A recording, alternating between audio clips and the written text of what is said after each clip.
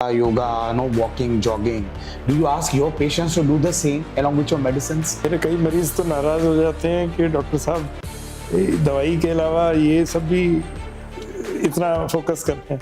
लोग क्या कहेंगे, लोग पीठ के पीछे क्या बोलेंगे, इन सब कारणों के कारण ही सर मेल्स अपनी सेक्सुअल हेल्थ को यूरोलॉजिस्ट के पास ना डिस्कस करते हुए क्वैक्स तक चले जाते हैं। RIRS, PCNL, shock wave lithotripsy and ureteroscopy. Sir कौन सी सर्जरी कब करानी चाहिए सर? थोड़ा सा जटिल उत्तर है, इतनी आसानी से नहीं दे पाऊंगा, but every procedure has its own indications. ये this is another problem that we face now. और खुद सोच के आता है कि मुझे ये प्रोसीजर कराना है, that you have to leave the decision to your physician, your specialist. सिर्फ 2 mm के चीरे से सर आजकल किडनी स्टोन निकल जाते हैं। क्या वाकई में 2 mm के चीरे से ये सब होता होगा?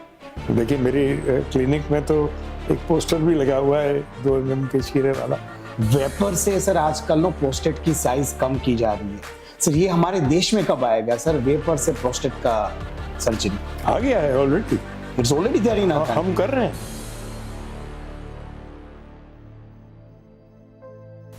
नमस्ते आगरा, टास्कमेट के हेल्थ अपडेट टॉक शो के नए गेस्ट है doctor Madhusudan Agarwal, practicing urologist, city of Agra. Sir नमस्ते। नमस्कार सर, बिफोर एनी एंड्रोलॉजी और यूरोलॉजी और kidney stone, sir my one very basic question to you. Sir इतना अच्छा प्रोफेशनल अचीवमेंट, इतनी अच्छी ओपीडी, पैन इंडिया में इतनी रिस्पेक्ट, सर क्या आपको लगता है कि ये सिर्फ MS अग्रवाल की मेहनत और कर्मों का ही फल है या भगवान का आशीर्वाद भी है सर इसमें? देखिए, भगवान का आशीर्वाद तो पहली चीज है। हम तो उस रंगमंच की कठपुतलियां हैं जिसकी डोर ऊपर वाले के हाथ में है। फिर अपने गुरुजनों का आशीर्वाद और भाईजनों का स्नेह, सब चीज मिलके ही बनता है। सर खुद इतना शांत, काम, कूल रहने के लिए सर आप क्या करते हैं sir through out the day? देखिए, सुबह उठ करके थोड़ा योगाभ्यास, थोड़ा एक्सरसाइज, व्यायाम, स्विमिंग, बाकी सारा दिन काम। सर आपने जो बोला yoga, no walking, jogging, do you ask your patients to do the same along with your medicines? Of course. और मेरे कई मरीज तो नाराज हो जाते हैं कि डॉक्टर साहब दवाई के अलावा ये सब भी इतना फोकस करते हैं। Sir one very basic question on andrology. Sir क्या ये डर, शर्म, झिझक, घबराहट, लोग क्या कहेंगे, लोग पीठ के पीछे क्या बोलेंगे, इन सब कारणों के कारण ही सर मेल्स अपनी सेक्सुअल हेल्थ को यूरोलॉजिस्ट के पास ना डिस्कस करते हुए क्वैक्स तक चले जाते हैं? शायद हाँ, और कुछ ऐसा भी होता है कि ट्रेडिशनली इस देश में सेक्सुअल हेल्थ को मेडिकल प्रोफेशन से जोड़ के लोग नहीं देखते। बट मुझे लगता है कि अब धीरे धीरे इस विषय में भी जागृति हो रही है, अवेयरनेस आ रही है, और कुछ हद तक इंटरनेट ने भी इसमें हेल्प की है। आजकल मोबाइल फ़ोन की वजह से इवन हम देखते हैं कि शहरों के ही नहीं, छोटे कस्बों, गाँव के लोग भी थोड़े से इंटरनेट की वजह से जागरूक हो गए। तो अब धीरे धीरे समझ में आने लगा है लोगों की डॉक्टर के पास जाना चाहिए। Sir when it comes to male sexual health, sir पर्चे पे सिल्डेनाफिल या टाडाल्फिल लिख देने से काम हो जाएगा या you give your ample time for counselling too? So counselling is the first thing. In fact आधी बीमारी तो काउंसलिंग से ही दूर हो जाती है। And coming back to your earlier question, पहले मुझे लगता है लोग ज्यादा क्वैक्स के चक्करों में पड़ते थे। अब धीरे धीरे क्वालिफाइड डॉक्टर्स के पास जाने लगे हैं और उसके रिजल्ट्स भी आते हैं। जब एक से दूसरे को धीरे धीरे ना समझ में आता है, and the word of mouth publicity कहें उसको या अवेयरनेस कहें, लोगों को समझ में आती है बात। एंड सर काउंसलिंग की बात करें सर, डू यू थिंक कि मेल्स को सर अकेले आना चाहिए अपने सेक्सुअल हेल्थ को लेकर, या फिर अगर वो वाइफ के साथ आते हैं that is more advisable sir? Always couples. In all sexual health related problems, whether it's young person or older, it's always good to counsel the couple together.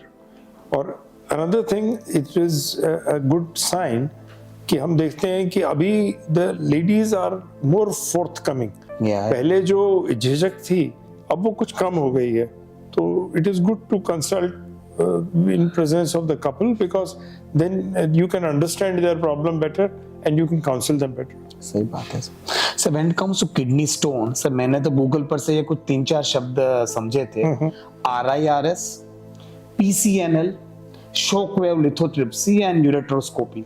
Sir कौन सी सर्जरी कब करानी चाहिए सर? थोड़ा सा जटिल उत्तर है, इतनी आसानी से नहीं दे पाऊंगा, but every procedure has its own indications. Okay. अलग अलग situations में निर्धारित करना होता है कि कहाँ क्या लगेगा, और इसीलिए मुझे लगता है कि जो गूगल देख के हमारे ये this is another problem that we face now, कि हर मरीज पढ़ के आता है और खुद सोच के आता है कि मुझे ये प्रोसीजर कराना है, which is not always actually applicable. कभी-कभी सामने से बोलता है कि सर ये वाली कर। हाँ, वो कभी-कभी नहीं, अब तो ये increasingly common problem है. So I think I would like to use this opportunity to give this message that you have to leave the decision to your physician, your specialist, because her case में हर procedure applicable नहीं होता।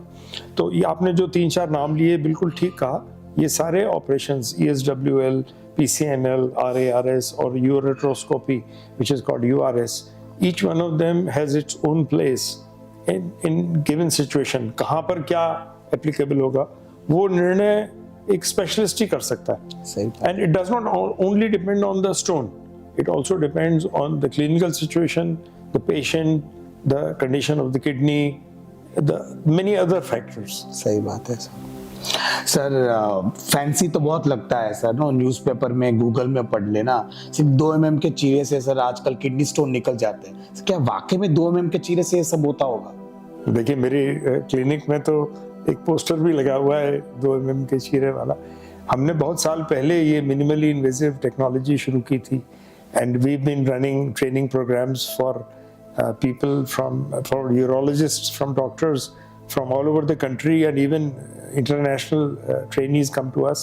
Yes, 2 mm के चीरे से शुरुआत हुई थी, इतने बड़े चीरे से, बालिश भर का। फिर PCNL की टेक्निक आई जिसमें 1 सेंटीमीटर का चीरा लगता था। फिर अब वो धीरे धीरे और मिनिमली इन्वेसिव हुआ, उसको कहते हैं मिनी PCNL। अभी हम जो करते हैं, which is called super mini PCNL, okay sir, तो we call it SMP। तो बिल्कुल 2 mm का ही चीरा होता है, टांका भी नहीं होता। Sir blood loss is minimal, पहले थोड़ा ज्यादा होता था, अभी नई टेक्नोलॉजी से with laser the blood loss is also minimal. Sir क्या सारे किडनी स्टोन्स बैक पेन या साइड पेन के साथ एसोसिएटेड होते हैं, या it can be painless too? Mostly yes, but sometimes it can be painless, sometimes they present only with bleeding. कुछ मरीज होते हैं जिनको सिर्फ यूरिन में ब्लड आता है, दर्द नहीं होता। कुछ ऐसे होते हैं कि इंसिडेंटल फाइंडिंग होती है, अल्ट्रासाउंड या एक्सरे किसी और चीज के लिए किया गया और उसमें स्टोन निकल आया, बट मेजॉरिटी पेन के साथ। सर टीनेजर्स को तो सर समझ में आता है कि ना उनको किडनी स्टोन हो सकते हैं, 3 या 4 साल के बच्चों को भी सर किडनी स्टोन हो सकते हैं? कभी कभी कम है, लेकिन हो सकता है। Sir talking about prostate issues sir, हमने तो ये समझा था और सोचा था कि 50s और 60s में ही प्रोस्टेट का हाइपरप्लासिया हो सकता है, मिड 30s में, लेट 20s में भी सर प्रोस्टेट के इन्फेक्शंस आज यंगस्टर्स में पाए जाते हैं। So hyperplasia, which means enlargement of prostate, is common after 45 or 50. Okay. लेकिन inflammations or infections are more common in younger people. Okay. And sometimes they can be related to infections.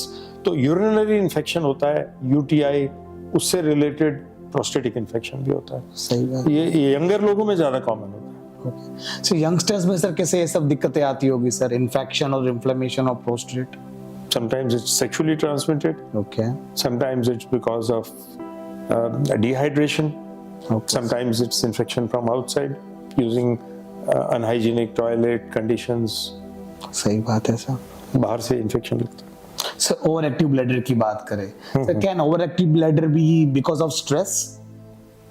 Yes, over active bladder एक ऐसी condition है जिसमें infection नहीं होता, लेकिन infection जैसे symptoms होते हैं। ओके। मतलब बार बार यूरिन लगना, ये फीलिंग बने रहना कि अभी यूरिन लग रहा है, बर्निंग या पेन या डिस्कम्फर्ट होना।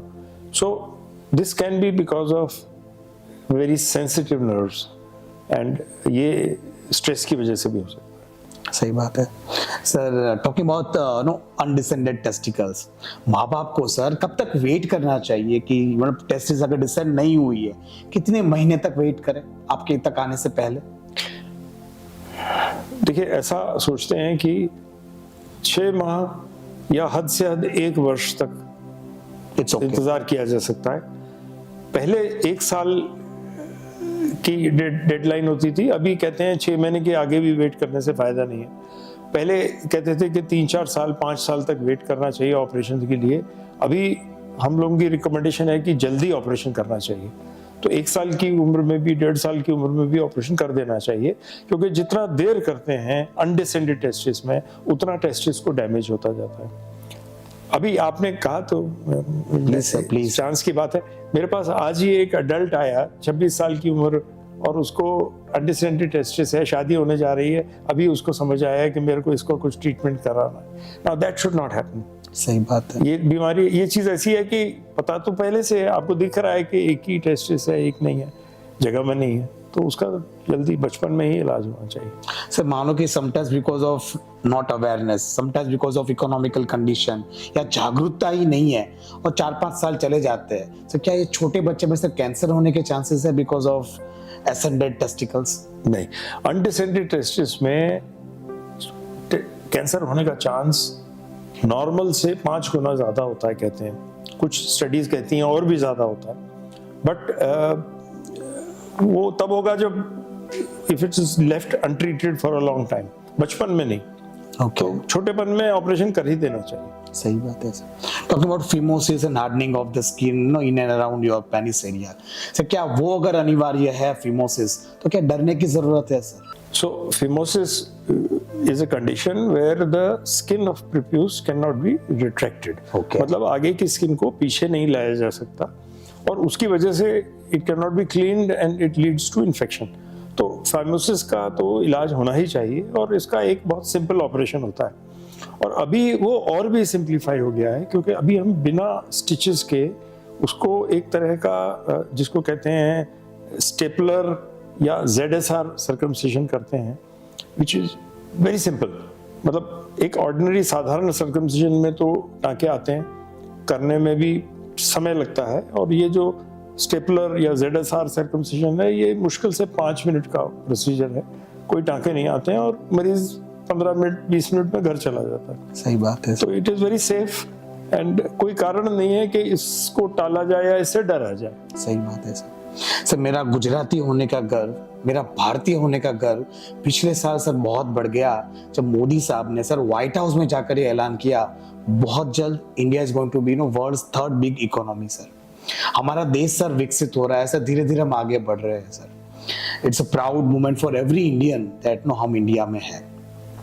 लेकिन सर हमारे देश में सर आज भी कुछ कुछ सर्जरीज को लेकर सर इतना मिथ है, इतना डर है। ऐसे मिथ और डर के माहौल में जब मैं सुनता हूँ और पढ़ता हूँ कि US, UK, कनाडा में वेपर से सर आजकल नो प्रोस्टेट की साइज कम की जा रही है, सर ये हमारे देश में कब आएगा सर वेपर से प्रोस्टेट का सर्जरी? आ गया है already, it's already there in our हम कर रहे हैं।